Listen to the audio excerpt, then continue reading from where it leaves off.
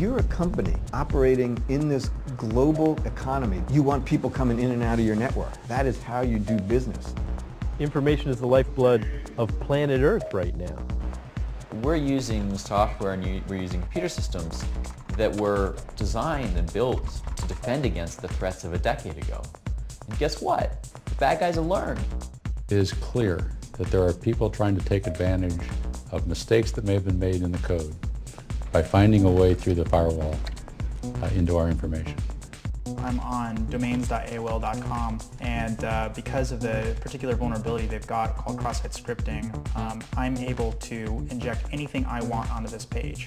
A lot of times you've got breaches that occur that never get detected, or breaches that are occurring continuously that don't get detected until a year, 2 years down the road. American businesses certainly are at risk, and it's an increasing risk. The corporations are definitely attractive because you can have that economic and psychological impact on the American populace you can't get from attacking the government.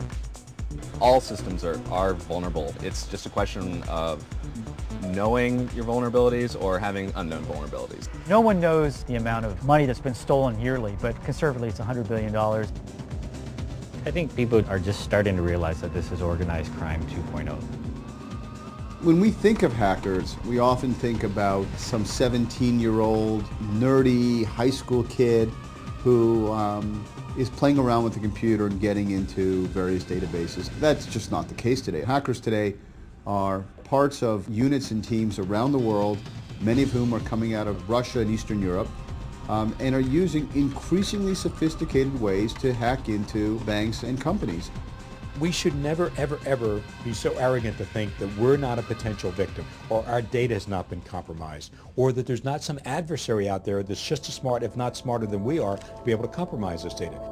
It's like a war. You're up against an enemy that's innovating. You'll never see a medieval castle where they built this castle and went, there, we're done. That's not how wars are fought.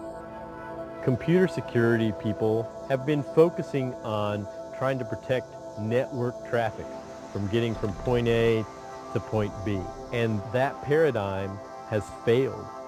It's about the programs, not about the network.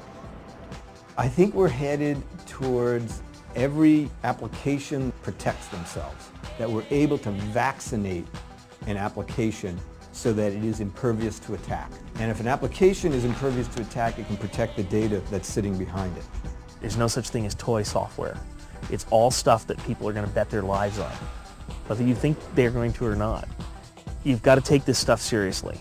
The systems that you're building today, even if they seem like they're experimental, if they succeed, they're going to become critical stuff that people are going to rely on tomorrow.